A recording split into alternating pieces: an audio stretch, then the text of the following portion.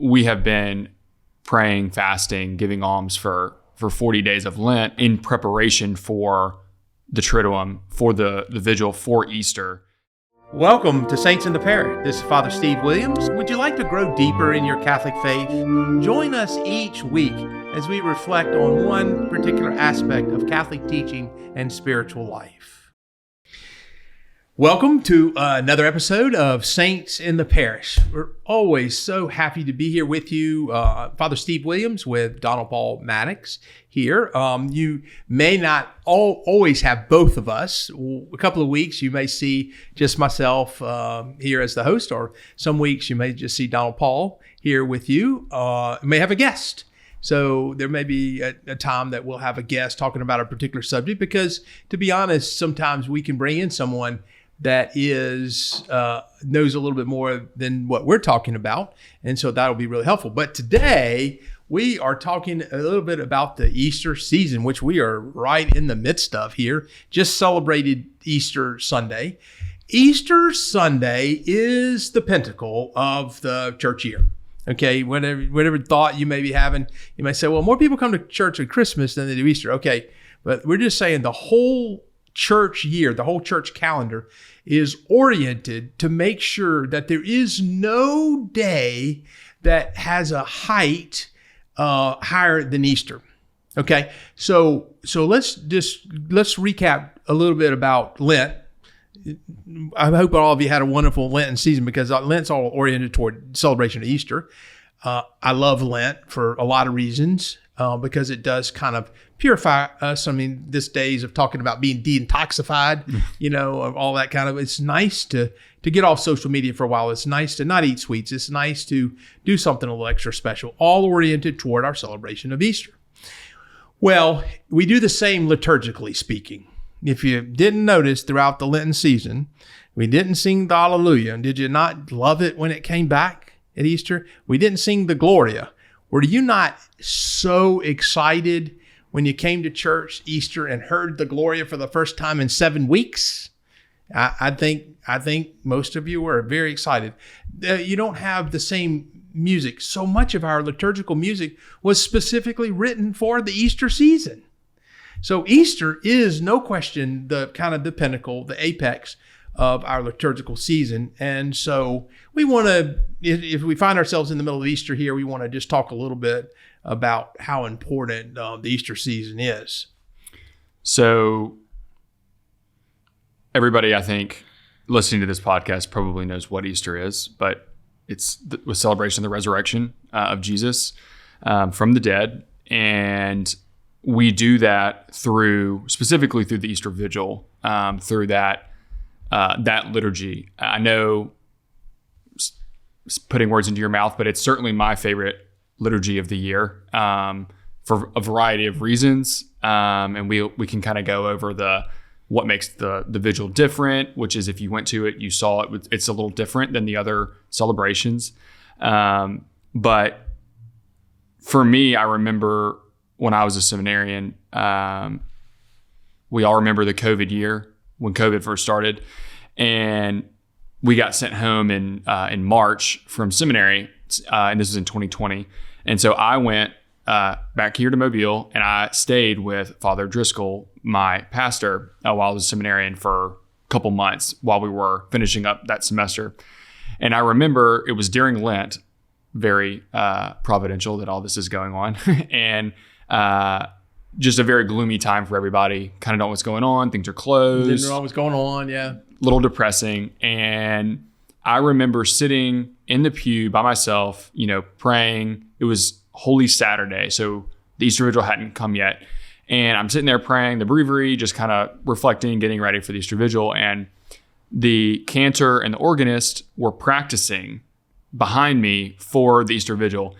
And they started, doing the Alleluia. They started doing the Gloria. And I remember being like kind of emotionally moved sitting there. It's beautiful. So it's the beauty of the music. But also, I think what Easter is a reminder of is that like God has won. Like he's triumphed over death. And in 2020, what more is on everybody's mind than death and COVID and, disease. And we're reminded, and I was reminded that, even that Christ triumphs over that. And for me, it was just a reminder of that, fact. And it was a moving experience. I mean, that was 4 years ago, and I can remember it like it was yesterday. And you hadn't heard it in 7 weeks. You didn't hear the Hallelujah, you didn't hear the Gloria, and so you'd kind of sacrificed that. Yep. And so that's the whole point, and that's what the church is trying to do. I'm with you in the celebration of Easter. I hope a lot of you had the opportunity to go to Holy Thursday, Good Friday, and the Easter Vigil. Now, as Catholics, Sunday in and Sunday out, you pretty much get the same liturgy, every Sunday, pretty much, okay? And Donald Paul was mentioning that, except for Easter. Easter is the only time of the year that, think about what you get in the celebration of Easter, okay? You get priest washing people's feet. You get the people coming out of the pews to kiss a cross, right? You get adoration, as a time that we remember to experience, to be with Christ before the suffering and the death. You get a fire outside. You get little taper candles that everyone in the parish gets to light at Mass. You get a big old huge candle that's lit that remains with you throughout that whole church year. I mean, how many different elements to the liturgy can you get than what I've just named? So we understand this celebration of the resurrection is so monumental that it cannot even be encapsulated in just one celebration. So if you noticed in the Triduum, which we call it, we have a name, Holy Thursday, Good Friday, Saturday, that whole it is the Triduum, okay? That's what that celebration is called. If you notice, there's an entrance song at the very beginning of Holy Thursday, which kind of kicks off this sacred Triduum. Did you notice at the end of that Mass on Holy Thursday night, did you notice there's no closing song at all? People leave in silence. People leave in prayer and adoration. On Good Friday, did you notice there was no opening song? What happened on Good Friday? The priest just entered the sanctuary and immediately just lay prostrate in prayer and encourage everyone else just to kneel in prayer. Did you notice there's no closing song on Good Friday? Once again, you leave in silence, in quiet. Holy Saturday night comes. As we begin our Easter celebration, there's no entrance song. What do? You just gather outside. You gather outside and you light a new church fire. You light a new church fire and you light the Easter candle. But there's no entrance song. Then there's no cantor that's going to say, okay, everybody stand up and let's sing the opening song. It doesn't exist. The closing song of the Easter Vigil, Jesus Christ is risen today. Is that not just a beautiful song? So you see an opening song on Holy Thursday night and a closing song on Holy Saturday night. So it really is one liturgy that has been kind of expanded over those 3 days to include as many of the celebrations as the church can possibly help the people experience a joyful celebration of the resurrection of Christ. And you might even say, why do you celebrate on Holy Saturday night? Believe it or not, the church actually sends us out a message that says the Easter Vigil cannot be celebrated until after sunset, which this year was 7:22 in night. So our Easter Vigil started at 7:30 because it's not until the sun sets, which is when the official day starts. The next day would start as soon as the sun sets, then the next day starts. And that's the reason why it's the vigil. Of course, the vigil. We celebrate the Easter Vigil. So that celebration is just so moving. And I haven't even talked about people being baptized. Yep. I haven't even talked about people being confirmed, people being received into the church for the first time, people receiving First Holy Communion for the first time, and by hundreds, right? Yeah. By hundreds of people all over the parishes, whatever. I know you're very involved in the RCA process at your parish. Yeah. My wife and I teach, RCA classes, at the parish. And I love, my wife and I had gotten into a little bit of not an argument, but our son was born at the beginning of February. And I was like, oh, this is perfect. Like, he gets to come to Easter Vigil with us. And she's like, he's a baby. I'm like, no. Like, we got to experience, like, this is something that as a family we need to experience. He'll probably sleep through most of it. Exactly. I was like, he's not going to be a problem. He's going to sleep. It's going to be great. But again, it's, we have been praying, fasting, giving alms for 40 days of Lent in preparation for the Triduum, for the vigil, for Easter.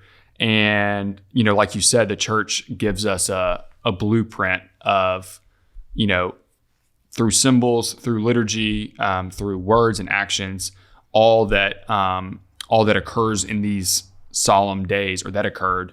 And, it is one whole liturgy, because Christ's passion and death are so interconnected that, all of that is encapsulated in those days. And you can tell, the somberness as it gets closer, and then the kind of overflowing joy of Easter at the vigil. You have, typically, I don't know, not all parishes do this. Some of them do, but at least the lights are dimmed. Some of them are completely dark. Sure, mostly dark. Especially if it's dark outside already, which it should be because of the time. And so literally the church is just lit by candles, which is such a visible reminder of what is going on. What's really beautiful about that is that when the Paschal candle comes into the church and the church is dark, it's really the only candle that is lit, and you can see. It's amazing how it can illuminate even some of the largest churches. But from my perspective, I'm standing, close to the sanctuary, and what I see is everybody light their little taper that they have off of the Paschal candle. I know the servers usually go light it, but you can see a wave of light go across the church. Yep. And it's just so beautiful, because it's a great reminder that Christ is the light of the world, which is what the proclamation is. Now, I've had to sing it once or twice, and I'm not the best at singing. What is the actual light of Christ? Yeah. I'm not the best at singing that, but you can see that Jesus is truly the light of the world, and you can see us lighting our candles off. And what's a beautiful visible image of the light that you've seen. And again, we're baptizing so many people, which is they're coming to Christ for the very first time in their life. We're offering First Holy Communion to so many people. We're confirming a lot of people. It's just so beautiful. The church is growing. It's a sign of growth, and it conveniently it comes in this springtime, where you see things blooming and blossoming. So it just coincides with Easter and how beautiful that is. There's so much that goes on in the Easter season. So we thank God for all of those days. Of course, we celebrated Divine Mercy Sunday last Sunday. It's the John Paul, St. John Paul II, or the Great, instituted Divine Mercy Sunday as is really the second Sunday of Easter, the Sunday after Easter. And I love Divine Mercy Sunday for many reasons. One is we just need God's mercy so bad in our lives, and we need God's mercy so desperately in our world. But one of the things about mercy is you have to be willing to surrender. You have to be willing to say you're sorry. You have to acknowledge that you need God's mercy in your life. You cannot be arrogant. You cannot be condescending. You cannot be self-righteous. You have got to humble yourself. And I'm guilty. It's not easy. It is not easy, but humility is such a part of that, and for us to be reminded of that. And how often do we see in the Old Testament particularly, how often do we see even the religious leaders, pompous and, and have to be humbled by God, to understand the power that he works, and have to understand the need for God's mercy in our lives. I mean, even kind of one of the greatest figures of the Old Testament, King David, like God's chosen king, commits one of the greatest sins. Not only does he commit adultery, but he also commits murder, Right. basically at the same time. And still through him is the line extending, That's right. up through salvation history. And still is God's mercy shown exactly. although he didn't let David build the great temple, but he allowed his son Solomon to build the great temple, which was very important to them at that time. Yeah. And then, Divine Mercy Sunday being a week after Easter, when we just experienced God's overflowing mercy, where Jesus dies on the cross and opens salvation to all of us. And then we immediately turn and celebrate Divine Mercy, where Jesus reveals his divine mercy to St. Faustina, and then, offers that to the world. And then kind of through her diary, we have this now great image of God's mercy, which we had before, obviously, but it's a reminder of that. And Jesus really revealed that to her, that was, I am merciful and give this to the world. And we need to be reminded of all of this. I mean, it's just the same way that, we get excited when spring comes around and we know that, it's time for us to maybe go to the beach and maybe jump in the water for the first time. We've been looking forward to it for a long time, right? So we need to, it's a great reminder. This is the time of the year that we need to be reminded of all the things that are very, very important to us. Whereas sometimes, after a while, we've been taking it in for long enough, it just, we don't want it to become static. We don't want it just to become kind of rote. We don't want to fall into this kind of where it really doesn't have the same meaning that it really does need to have to us in our lives. So we celebrate a lot during the Easter season. We celebrate the Feast of Corpus Christi toward the end of the Easter season.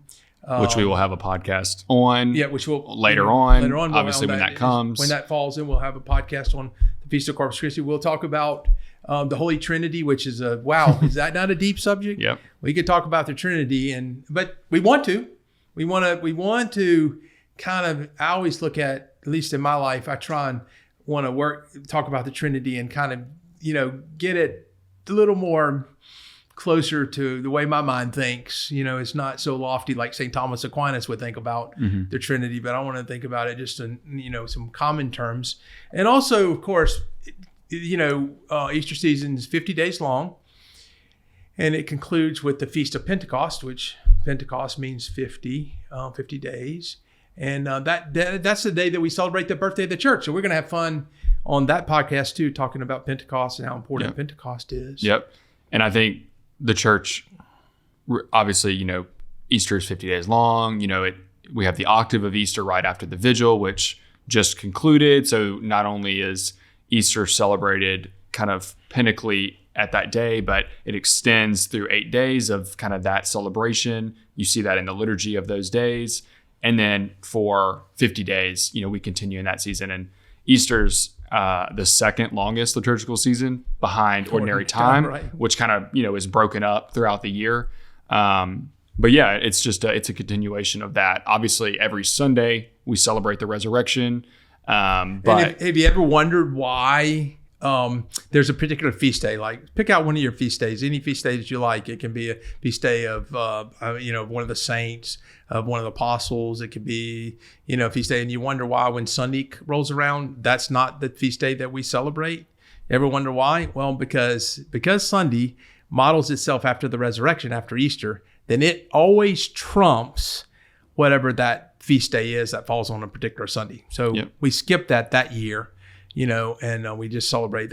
So Sundays model themselves after Easter every Sunday. And so that's the reason why it trumps over any other ordinary feast day that we celebrate throughout the year. And I think we're kind of getting close to this one as well. So as we kind of rounding out here, this particular podcast, I want to do a couple of things for you. I want you to make sure that you like, subscribe, or share. Yeah, I always think, let's share this with anyone that you would like to, particularly if this is a subject, if you know someone that came through RCA and you want to go back and reminisce some of the beauty of it, you can listen to this. It'll help you bring back some of those moments of the baptism, of receiving First Holy Communion. It's really beautiful. If there's a particular subject, so Donald Paul and I do this podcast weekly, And so we have subjects kind of set out throughout the year. Obviously, if it's a particular day like this was, easy because of Easter season and Divine Mercy, so this was, when Pentecost comes around, we're going to talk about Pentecost. But if there is a subject that you would like us to talk about and that we feel somewhat confident about talking about, we'll be glad to. So in the review section, make sure you give us a review, and you can ask a question, and we'll do the best we can. We're going to try our best to have this particular podcast, Saints in the Parish, for about a year. So we're going to go through a year of some subjects that we think would be really helpful, again, to people growing in their faith life. This is all oriented toward you. This is all oriented toward, people that are in the pews that would like to go just a little bit deeper in their faith life. And this is not this high theological content that, the theologians are going to sit there and discuss. Not intended to necessarily do that. Can it, help evangelize people or people learn a little bit more about the church? Absolutely. And that's kind of one of the goals that we have. But again, I do appreciate Don Paul Maddox taking the time to look at the reviews, and then we'll sit there and talk about some of the different subjects that we can discuss. So I encourage you to like and review and share the podcast. Each week you'll have a different podcast that we'll produce. And also, even if you ask a question, or even if you bring up something that we've already talked about, it does not hurt to talk about it again. We need to be reminded, like we were just talking about Divine Mercy. We need to continue to be reminded of things. We're forgetful. We are sometimes a little lazy, and going over stuff, just like the church year, always, it's the same every year. Repeats. It's repeated for 2,000 years, and it'll continue to be repeated because we need to keep being reminded of all of these things. Absolutely. So don't feel bad if we've already talked about it. Ask us again, and we will talk about it again. We'll continue to. We love you very much, and all of the parishioners in the pews are so valued, and they're so important to us. So next week we're going to talk about Mark's gospel. So please join us for that episode. Thank you for listening to this week's episode of Saints in the Parish podcast. Please like, subscribe, and share, as well as leave a review, as we all seek to become saints in the parish.